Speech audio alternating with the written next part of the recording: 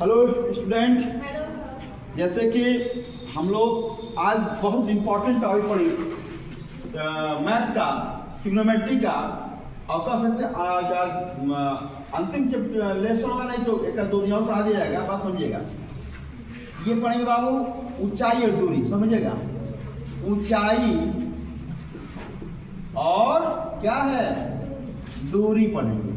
अब ये क्या है, ये बड़े बड़े टावर हैं, अब उसकी हाइट कैसे नहीं मेजर करनी होगी, इसके और सिर्फ दो नदियां हैं, नदियों के किनारे का कैसे मेजर किया जाए, तो हम इन्हीं चीज़ों से इसका इस्तेमाल करते हैं। अब समझिएगा करना क्या है, इसमें आपको दो तीन बातें समझनी होगी। हमें पता है ये बाबू क्या होता है, कहीं एक समकोण त्रिभुज है, यदि इसको हम क्या मानेंगे, इसको ऊंचाई मानेंगे।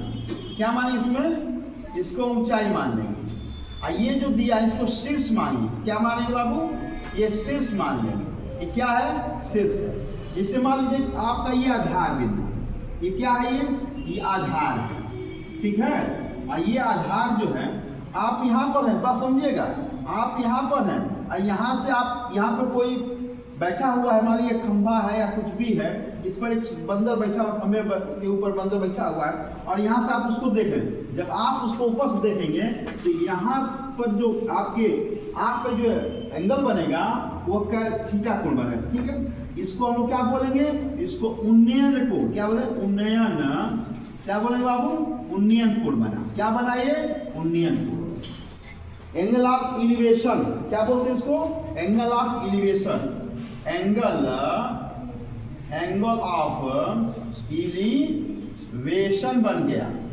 ये बात समझ में आया सबको। फिर यदि आप अच्छा, हमें पता ये क्या है बाबू, ये तो हमको पता है कर्ण होता है। फिर यदि एक और फिगर देखें ऐसे बनाकर, अच्छा आप जो है अब यहाँ से तुम यहाँ पे तुम हो, तुम कहाँ हो, इधर शीर्ष पे हो, और यहाँ पे अच्छा इसको क्या बोलते हैं, इसको और पाद बोलते हैं। ये शीर्ष होता है, नाम आता है, ये शीर्ष है, ये भाग हमारा पाद है। कि पाद में चलो पैदल आधार में चल रहा है। ये क्या बाबू, तो यहाँ से जब ध्यान दिया, अब यहाँ से जब यहाँ पे कोई व्यक्ति बैठा हुआ है, इसको आप देखेंगे, यहाँ देखेंगे तो ये से समानांतर से होगा, तो यहाँ पर एंगल बनाएगा। अब इसको इस एंगल को क्या कहेंगे, तो इसको कहेंगे अवनमन को, अवनमन को। इसको अंग्रेजी में क्या बोलेंगे, तो डिप्रेशन ऑफ, या एंगल ऑफ डिप्रेशन। क्या बोलेंगे बाबू, एंगल ऑफ, ये क्या डिप्रेशन होता है। दो हमें ये पता है, दो एंगल हमें पता चल गया, ये तो नॉर्मली है, ठीक है। इसके बाद आपको जानकारी फिर से बता रखूँ ना, ऐसा समकोण त्रिभुज दिया हुआ है, अर्थात कि समझिएगा। अच्छा ये 90 डिग्री है बाबू, ये मान लीजिए कि ये 30 डिग्री है, ये मान लेते हैं ये 60 डिग्री, अलग अलग टोटल हो गया 180 ना। इसमें हम लोग होता है ए बी सी, 3 मान, ठीक है। अच्छा इससे कितने मान निकल के आते हैं बाबू, तो साइन, देखिए ये बाबू लंब बोलते हैं, ए फॉर आधार बोलते हैं, इसको के फॉर कर्ण बोला जाता है। जैसे हमने हिंदी में यहाँ देखिए, ये बाबू क्या है, ये लंब है, ये कर्ण है, और ये आधार है। एल से लंब है ना, एल हो गया, रिप्रेजेंट कर दिया गया, कर्ण है के से रिप्रेजेंट कर दिया गया, और ए फॉर आधार हो गया। तो हम इसको लिख सकते हैं। देखिए इसका रिलेशन क्या होता है, मैं पढ़ा रखा, फिर पढ़ा रहा हूँ। इसके अनुसार देखें तो tan थीटा बराबर होता है लंब बटा के कर्ण, इसी का उल्टा हो जाता है कोसेक थीटा कर्ण बटा के लंब। इसके बाद आ जाइए, tan थीटा लंब बटा के आधार, इसका उल्टा कॉट थीटा आधार बटा के, उल्टा हो जाएगा इसका, आधार बटा के लंब हो गया। फिर कॉस थीटा, ये आधार बटा के कर्ण, इसका उल्टा सेक थीटा, कितना, कर्ण बटा के आधार। आपको सदैव ये याद ही रहना चाहिए। अच्छा, इसमें इसका यूज नहीं है, एक बार पुनः आपको ताजा करना होगा, आप समझिए क्या करना है। ओके, लिखिए क्या करें बाबू, इसको इरेज करें, इरेज किसको करें, क्या ये इरेज कर दें? बातें क्लियर हो गई है ना? उन्नयन कोण और अवनमन कोण कब होता है? जब हम नीचे से किसी ऊपर की वस्तु को देखते हैं तो क्या होता है बाबू? तो वो होता है हमारा उन्नयन कोण। और जब ऊपर से छत पर चढ़े हुए और नीचे देख रहे हैं तो हमारे यहाँ पर कौन सा एंगल बनेगा? अवनमन कोण या एंगल ऑफ डिप्रेशन बनेगा। क्या बात समझ में आया? अच्छा, अब देखिएगा कुछ प्रॉपर्टी से 30 एंगल का हमको बनाना है, 30 एंगल। तो बाबू इसका क्या रिलेशन आएगा? जैसे ये बना हुआ है, कोई ऐसे यहाँ से कोई व्यक्ति जो है 30 अंश पे किसी ऊपर किसी ऊंचाई पर 30 अंश से कोई वस्तु को देख रहा है इसके शीर्ष पर। इसका ए है, ये बी है, ये सी है। इनमें क्या रिलेशन आएगा? तो देखिएगा इनका क्या रिलेशन होता है?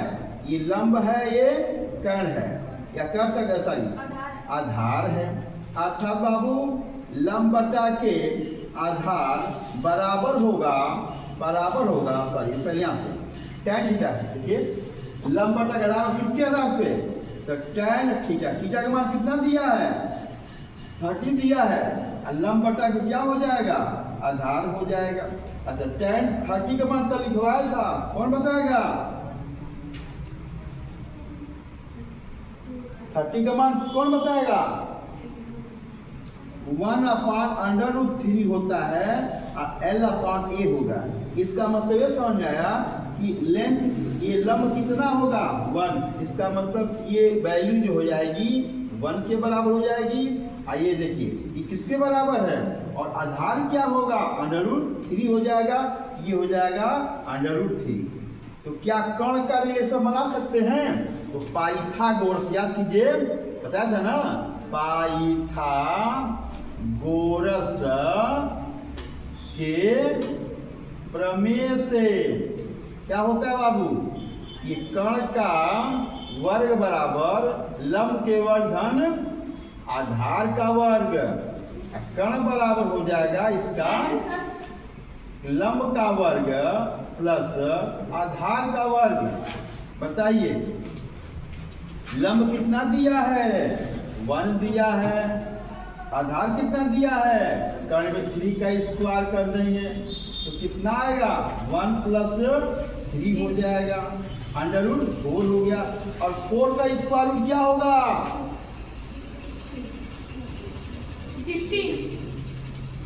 2 न होगा, स्क्वायर में 16 होगा। स्क्वायर रूट 4 का कितना होगा? 2 हो जाएगा। इसका मतलब ये इसकी वैल्यू कितनी आ गई? 2 आ गई। अब बताइए, अच्छा ये 90 दिख रहा है कि नहीं दिख रहा है? जब ये 90 होगा 30 होती है, कितना अंश होगा? इसका मतलब एक रिलेशन बना, ये इतना रेशियो 60 का रेशियो और 90 का रेशियो, क्या रिलेशन बना? 30 भैया इसका इसके सामने ये 1 आएगा, इसके सामने 33 कर्ण 3 आएगा, इसके सामने। ये हो गया एक रिलेशन प्राप्त, एक आइडेंटिटी मिल गई हमको। नोट कीजिए। अब क्या ये रेस करनी इधर का?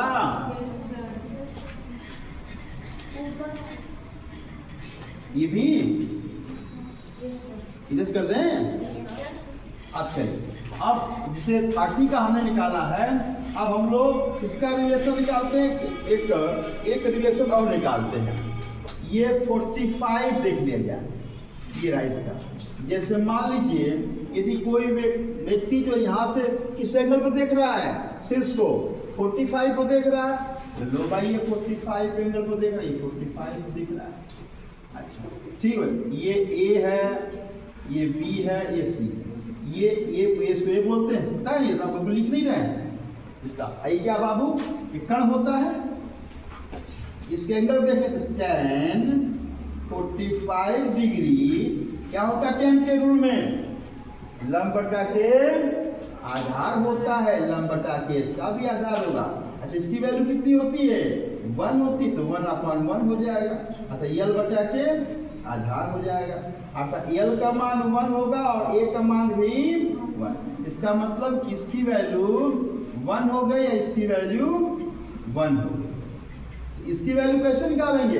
वही पाइथागोरस के फार्मूले से, के बराबर होता है अंडरवुड एल का स्क्वायर प्लस ए का स्क्वायर। एल की वैल्यू 1 का स्क्वायर प्लस 1 का स्क्वायर, 1 प्लस 1 कितना हो गया? इसका मतलब इसकी जो वैल्यू आ गई √2। अब ये समझ में आया। अब हमें किसका चाहिए? ये बाबू 90 डिग्री है, ये भी कितना हो जाएगा? 45 है ना। एक एंगल का जो सम होता है 180 होता है। जब 45 और 90 हो गया, इसका मतलब ये कितना बचा? 45 बचा। अच्छा तब इसका रिलेशन देखते हैं, क्या आइडेंटिटी मिला? तो लिखेंगे 45 डिग्री, फिर 45 डिग्री, इसके बाद 90 डिग्री। इसका भी 1 होगा, इसका भी 1 होगा, इसका कितना होगा? √2 होगा। ये प्रॉपर्टी हमें एक आइडेंटिटी ध्यान दें। बस इतनी बातें आपको समझना। अब किसी को कहीं समस्या है तो हमसे पूछ सकता है। अरे हाँ या ना बताइए, क्लियर है? बस एक और दो कुछ सवाल और लगा देंगे, उसके बाद ट्रिग्नोमेट्री खत्म हो जाएगी और हम लोग फिर इसके बाद अलजेब्रा पढ़ेंगे। ठीक है, इसको इरेज कर दे बाबू। क्लियर? याद है ये 30, 60, 90 का रेशियो क्या होगा? 1 रेशियो, 3 रेशियो 2। याद आया? ये 2 का रेशियो। इसको इरेज ना करें।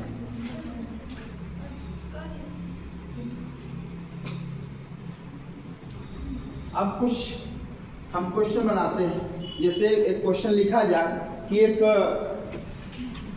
10 मीटर की टावर है और उसको उस टावर के शीर्ष को 30 डिग्री पर देखा जा रहा है, तो उसका पाद ब्रिज जो बेस या आधार वो कितना होगा?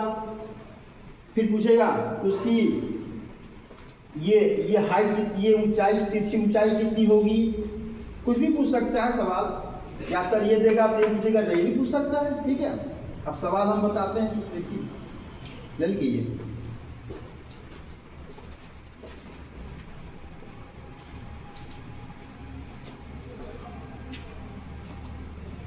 इरेज कर दे बाबू। अरे मां बोलो। Yes sir.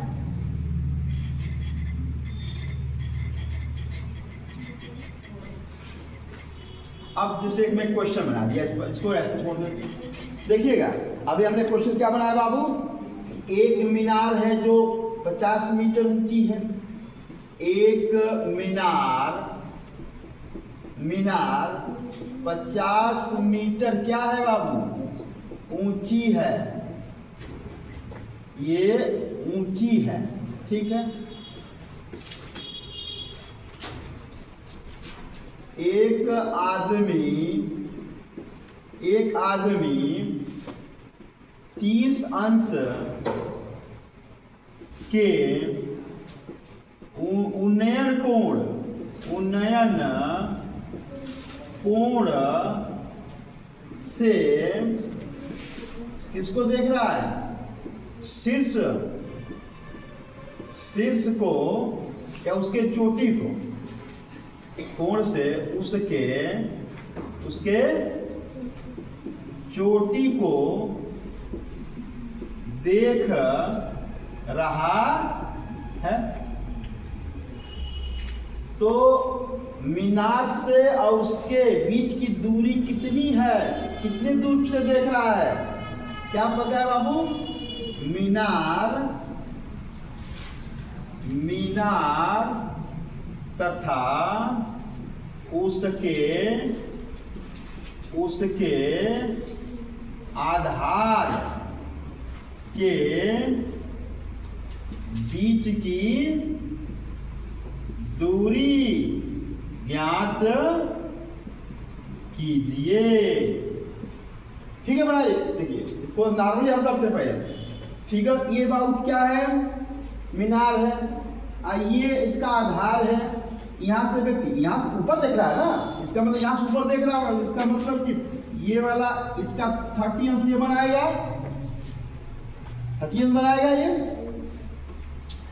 हमको ऐसे देख रहा है, ये पूछ रहा है, ये दिया हुआ है बाबू, कितना दिया ऊंचा, ये 50 मीटर ऊंचा दिया हुआ है, ये पूछ रहा है कितना होगा।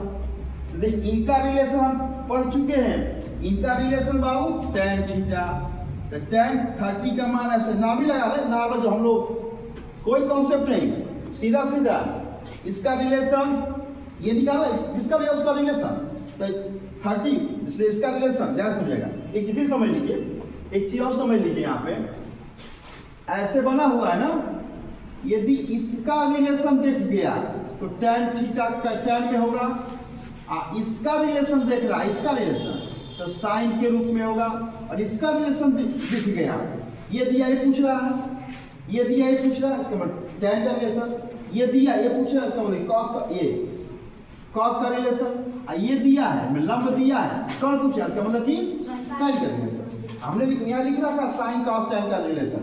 अच्छा, तो इसका रिलेशन पूछ रहा है, इसका पूछ रहा बाबू, मान लो x मान लेते हैं इसको, तो इसका रिलेशन क्या होगा, तो tan होगा, तो tan 30 बराबर होता है लंब बटा के आधार होता है, इसका मान 1/√3 होगा, इसका मान कितना होता है बाबू, इसका दिया लंब दिया 50, आधार दिया कि x दिया हुआ, बस क्रॉस मल्टीप्लाई की x की वैल्यू कितनी आ गई, तो 50√3 आंसर। किसी को कोई दिक्कत यहाँ तक? अब सर वो जो प्रॉपर्टी लिखवाए थे उसका क्या रोल है, कुछ नहीं करना है, वो प्रॉपर्टी आसान प्रॉपर्टी याद कीजिए, जो प्रॉपर्टी है कि 30 दिया 30, तो भाई 30 होगा तो ये 90 होगा, 60 होगा, इसका था ना, इसका रिलेशन 60 का रिलेशन और 90 क्या था, इसका रिलेशन क्या था, ये √3 कितना था, 30 का रिलेशन था 1 था, इसका √3 था, ये 2 था, यही था ना। देखिए तो कुछ इसका मतलब देखो, ये 30 वाला, ये देखो ये किसके बराबर है, 1 के बराबर कितना दिया है, 50 दिया है, तो पूछा कैसे, ये 60 ये पूछा है ना, इसमें क्या मल्टीप्लाई कर दो, किसने का 50 से, आंसर आ गया। अरे हाँ या ना, मैंने हमें इस लगाने की आवश्यकता, इसी प्रॉपर्टी से ले, ये भी प्रॉपर्टी मिटी रही है, ठीक है। अरे पगली का दिन ना कि मीटर था ये बोला, चलो ठीक, बात समझ में आ गया। तो बाबू अब इसका इस प्रॉपर्टी से का इस्तेमाल हम लगा सकते हैं, एक सवाल और देखिए, जल्दी जल्दी करो, 20 मिनट्स देखा जाए सर, फिर इधर से जवाब इधर का। अब चलिए, अब मैं क्वेश्चन दे रहा हूं, ये क्वेश्चन मान लो कि कोई लिख नहीं रहा है, ये कोई मीनार है, ये दिया है इतना मीटर दिया हुआ है, ये दिया है 45 दिया हुआ है, तो 45 का रिलेशन, इसका ये भी 1 होगा, ये भी 1 होगा, 1 बराबर 20, ये भी छोड़ जाएगा, अब 20 देवे 90 होगा, ये 45 होगा, इसका रिलेशन ये है, इसका दिया बाबू ये 40, इसका रिलेशन कितना दिया है, इसका देखिए, इसका भी 45, इसका भी 20 है, इसका भी 20 होगा, इसका पूछ दिया, इसका पूछ देगा, क्या करेंगे 20 में मल्टीप्लाई कर देंगे, आंसर हो गया। एक क्वेश्चन और देखिए, ऐसे दिया हुआ है, मान लो कि ये 40 दिया है, ये दिया आपका 45 दिया है, इसका पूछ दिया, जल्दी बताइए।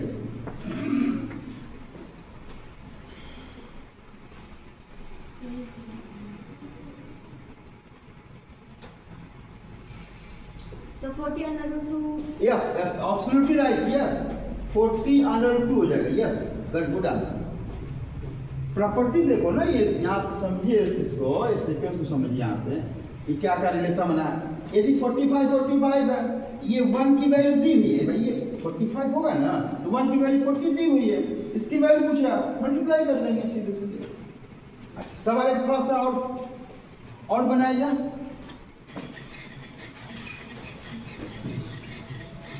समय लगेगा, थोड़ा सिखाना पड़ेगा। जैसे ये दिया हुआ बात समझिए, ये दिया बाबू 45 में दिया मान, ये दिया हुआ है 80 दिया हुआ है, ठीक है। तो हमें इसका भी वैल्यू निकालिए, इसका भी वैल्यू निकालिए। अरे भाई तो सेम होगा ना, 45 सेम वैल्यू होगी इसकी, 1:1 ही होगा रेशियो। तो बताओ ये किसके बराबर दिया? यस, ये किसके बराबर है? 90 है ना, या √2 के बराबर 80 होगा तो 1 के बराबर 80/2। इसको हटाने से कर बचा था रूल कि इतने में क्या करते हैं, मल्टीप्लाई करते हैं। तो 80√2 अपॉन ये 2 हो जाएगा, हटा देंगे तो कितना है बाबू, 40√2 हो जाएगा। पूछ दिया इसका तो क्या होगा बताइए, इसका लम पूछ दिया तो क्या होगा, 1 का मल्टीप्लाई कर देंगे, इतना ही ना आएगा। यदि बेस का पूछेगा तो क्या करेंगे, 40√2, क्योंकि 1:1 ही है। मैं अभी बताया कि 45 का रेशियो 45 रेशियो 90 दिया है ना, इसका भी 1 होगा, इसका भी 1 होगा, इसका √2। कभी इसकी वैल्यू दे रखा है तो कितना के बराबर हम देखा लगाया है, तो 40 का 2 आ गया। इसका पूछेगा तो मल्टीप्लाई कर देंगे इससे, इसका पूछेगा तो इसी से मल्टीप्लाई कर देंगे, यही ना आंसर आएगा। अरे हाँ है ना, बस हो गया, ओके।